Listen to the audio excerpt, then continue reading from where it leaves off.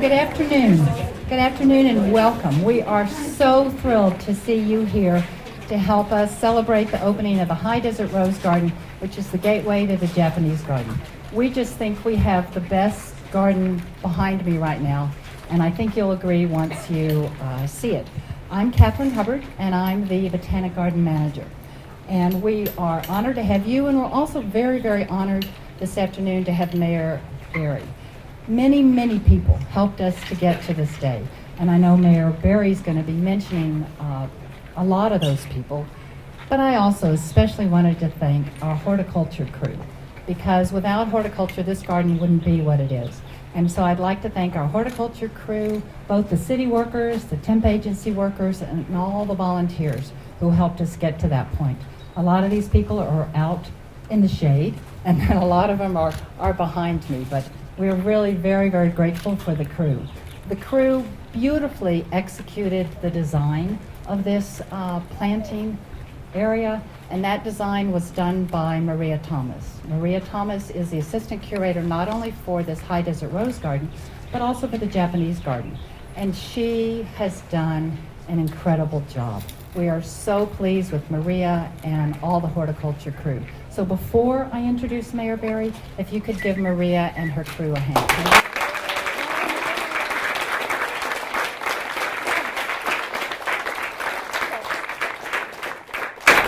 Like I said, I think once you go inside, you're really going to be wowed. Now I'd like to introduce Mayor R.J. Berry.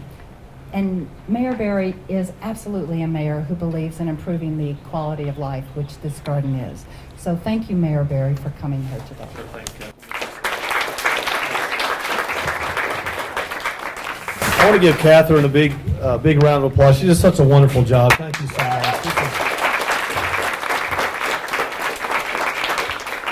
much. This is a lot of work, and it's beautiful to look at, but it doesn't happen by accident, and it doesn't happen without lots and lots of people coming out. And let me just start by saying this. We are a world-class city. And the reason we're a world-class city certainly is because we have world-class people and world-class neighborhoods. We also have world-class facilities. None more than this. None more than the Botanical Gardens, the BioPark, the zoo. And I get a chance to travel the country, and I get a chance to brag on my city. And those are the things that I brag about. I brag about the wonderful people, the facilities that we have, of course, the beautiful climate that we're blessed to live in. Like, look at today, what a beautiful day. But we have to invest. And today I'm so pleased to be here to join all of the folks that did the hard work for the opening of the High Desert Rose Garden at the Albuquerque BioPark and Botanic Garden. So I'm going to give you a few facts, and then we're going to cut a ribbon. But I really want you to do is I want you to invite your friends and your family and your neighbors. I've been down here a number of times, and people don't even know the Japanese garden is here, for example. And once they discover it, it's their favorite place on earth. So we just want more and more people to tell, whether it's social media, whether it's in your contacts with your neighbors in the city, but just spread the word, because we want people to come and enjoy this. So while what you're going to see today is beautiful, certainly, it's going to get more and more beautiful and stunning as time goes on. These rose bushes and these plants will grow. As Albuquerque citizens become more conscious of water consumption, and we're doing a wonderful job as a city being the conservators of our environment, of the water, xeriscaping is becoming more and more a part of that, and roses fit right in with that. Quick personal story. My mom and dad moved to town about a year and a half ago, and my mom is a rose gardener. She loves roses. They bought a house here with 150 rose bushes. And so every time I go over there, I ask her why her arms are all, what happened to your arms? Well, she was deadheading last week, I guess, is what she was doing. So, it's really, and my wife grows beautiful roses at our house. So we know that we have a beautiful climate. We have a lot of advocates for roses here, and that's good.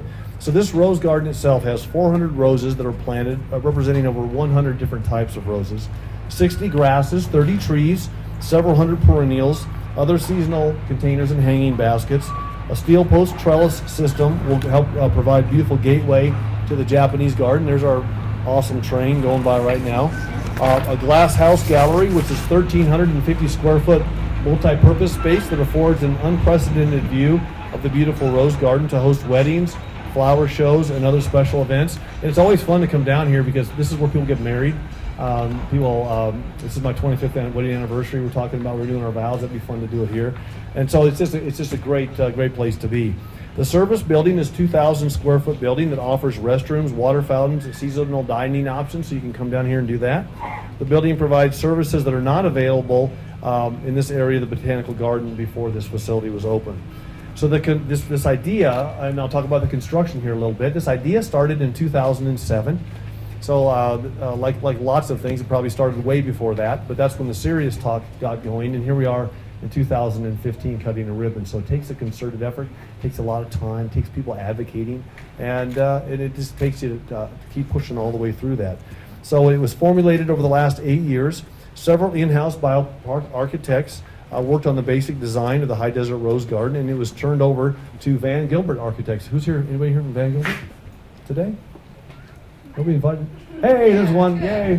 To finalize and stamp the plans in 2013. The seeds of the project were planted almost a year ago and germinated. Who wrote this?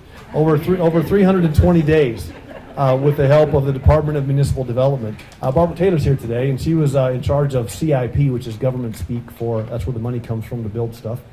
And she really helped push a lot of resources, so Barbara, thank you for doing that. In 2014, Anissa Construction, who's here from the contractors? Anybody? Man! So the guys that swung a hammer on here, but they began to work on the site and turned it over to the Botanical Garden staff to begin planting just 3 months ago in March. The total cost of this project is $1.6 million. And so this is no small investment. $250,000 of that came from the BioPark Society. Julie Rugg is here. I saw Julie. Julie, thank you so much. The BioPark Society is giving a big... Just awesome. Just awesome. And I want to go through a quick list of folks that I'd like to thank by name before we cut the ribbon. Rick Janger, our BioPark director. I don't see Rick here today. I know he's busy. We've got some folks in from out of town. Catherine Hubbard, once again, thank you so much. She's our Botanical Garden manager. Betty Rivera is my director of cultural services. Betty, thank you and your whole team. If you want to have some fun this summer, check out the Summer Fests.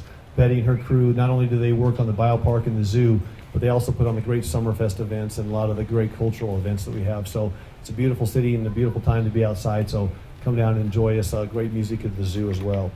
The Department of Municipal Development, Wilfred Gallegos. Is Wilfred here with us today? I don't see Wilfred here. Robert Ramirez is here today. And Robert does a lot of great things for the city. So Robert, thank you for your project management. Ray Johnson is a construction observer. I'm trying to look behind me. John Stewart is the construction observer, and of course the architect of record is Van Gilbert Architects and Anissa Construction. Chuck and Anissa Hoagland are the owners of that construction company. So it's a local project built by local people.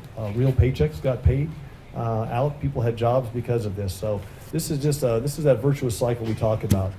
We take tax dollars, we take foundation dollars, we get professionals, we let them do their job. As taxpayers, we send our money in.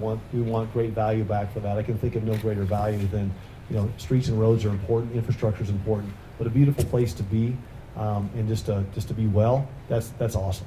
And so I want to thank the taxpayers too for their support on this.